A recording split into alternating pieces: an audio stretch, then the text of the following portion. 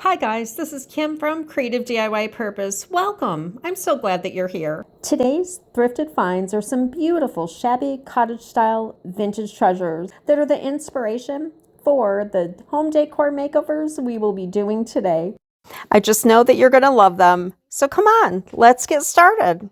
So I pulled out some green paint, hoping that I would have the perfect shade for these projects. I've got Apothecary from DIY, moss from Waverly, and I even have some pickle juice from Kilts. I went ahead and added some of the moss and the pickle juice together, and I do like that color, but I just wanted to tone it down a little bit, so I did add some chiffon cream chalk paint from Rust-Oleum, and I think that I got the perfect shade that I was looking for these projects.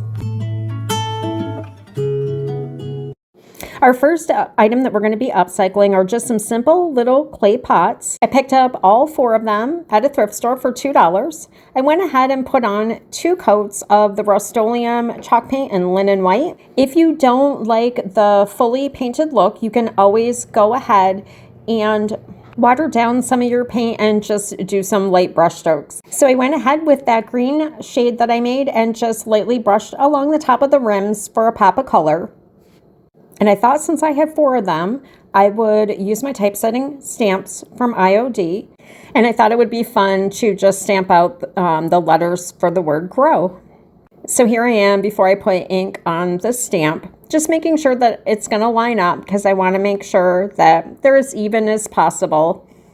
And I do go ahead, I keep some baby wipes on hand just to wipe off any of the extra ink because I have accidentally pressed some ink on before where I didn't want it, and it does help having some of those wipes on hand so that you can just wipe it right away.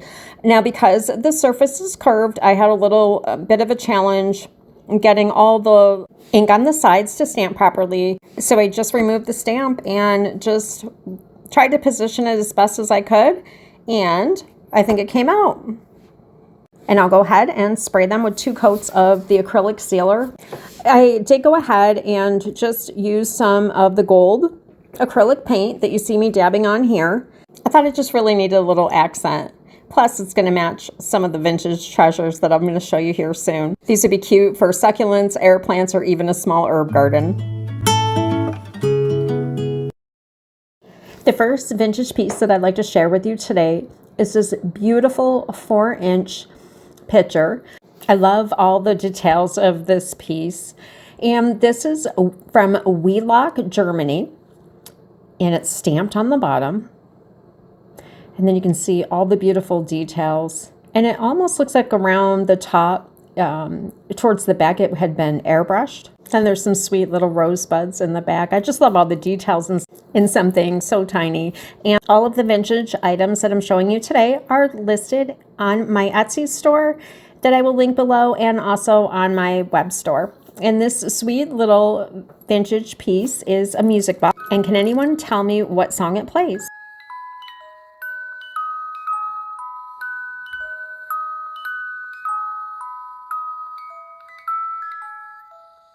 This sweet little jewelry box is from Avon and their holiday collection from 1987. And these aren't for sale, but I thought I'd share them with you. They're just vintage clip-on earrings, and I love using them for a pop of color in my displays for photos or videos.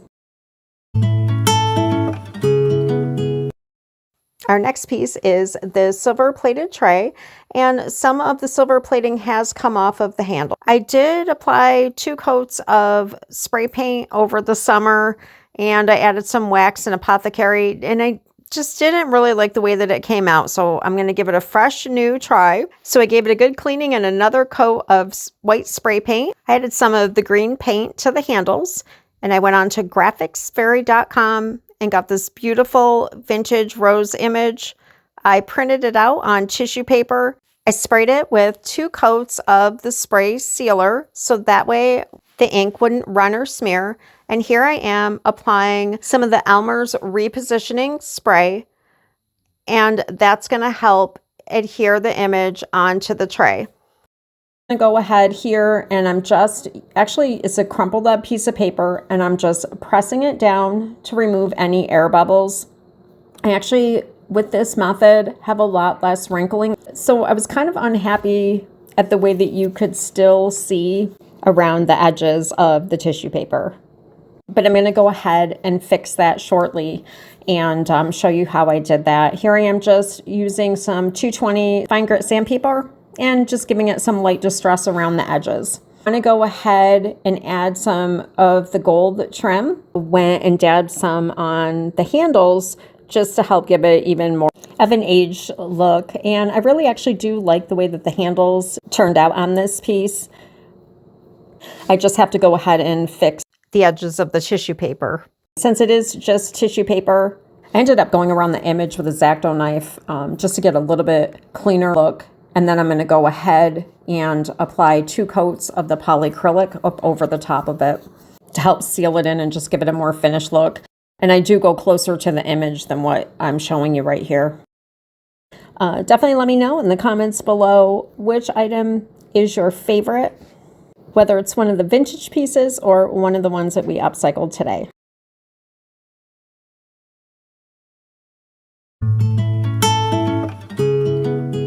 Our next little thrifted treasure is this sweet little mini pitcher with just some beautiful flowers and some gold trim. I don't have any information on this piece. The only thing that's listed on the bottom is like an embossed number, 54. So if anybody knows anything about this piece or the artist, please let me know. And then this is one of my favorites. This is a beautiful Royal Val pink floral bone china, just a sweet little teacup with gold trim and saucer, and it's even stamped on the bottom.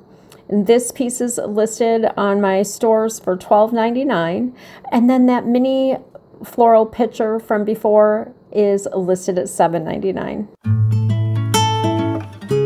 So I saw this 2-piece set a few times at the thrift store, and finally on my last trip decided that I was going to go ahead and snag it, and we're just going to use 1 part baking soda to 2 parts of paint. This is just regular wall paint that I'm using. Just to let you know, it does thicken up the longer it sits out, and thicker paints like chalk paint are going to probably need a little bit less baking soda.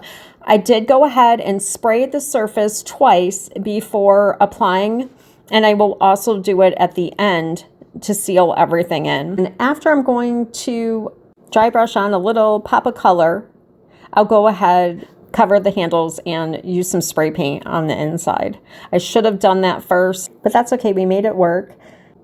I think that I'm actually going to be using this for a planter. I thought it would look really cool holding some succulents. This was actually the first project that I did, and I started brushing on that gold, and I'm like, oh, there's just no way I can do every single piece at this rate. So I was thankful to have a light bulb moment, and it just made it so much easier. If you'd like to check out my video on more ways to use this textured paint, stay to the end and I'll go ahead and post it there. And item number 8 are the wooden taper candlestick holders. They were brand new. I think I might have picked them up for $1 a piece at the thrift store. I brushed on some white acrylic paint, and now I'm just going to take our green color and just try to do some of the trim. I love the contrast of it, but I had some challenges trying to see a crisp line. I even tried using some frog tape around, and it was just kind of a fail. So I thought, well, I'll go ahead. I've got some of this textured paint left, and I'm going to go ahead and just give it all one good coat all over the whole entire piece. And then my plan was to wet distress it with a baby wipe, but it dried so quickly, even with me sitting there in between projects. So that's okay. We're going to make it work and just do different type of distressing. I just lightly dampened the toothbrush, went back and forth, and then I had a cloth, and I would just go back and forth until I got the desired look that I was going for. So not what I had planned, but it worked. So I thought my white tapered candles looked a little plain, and I just wanted to incorporate some of that pink. So I went on to canva.com and I just did some pink polka dots, and I printed this out on water seal paper I did go ahead and spray it with acrylic spray before you see me doing this step. Soon I'm going to be making a video where I go into a little bit more detail on how to do the water seals and help give you some tips and tricks. I will also link one of my table makeovers where I printed and applied a 2-page water seal on the top of a side table. And that was a few months ago, and it's still holding up really well. All right, so the pink polka dots are a little bit faint, a little bit hard to see. And just removed all of the water bubbles that were underneath. And I did take a hairdryer and just heated up the wax a little bit just to get a nice smooth finish. But I would definitely like to try that in the future, maybe with some big pillar candles and a different design. Guys, I want to thank you so much for joining me today. I've enjoyed this time with you, and I'm working currently on our next group of upcycle projects and vintage treasures. I hope that you have a super blessed week, and I will see you next Sunday.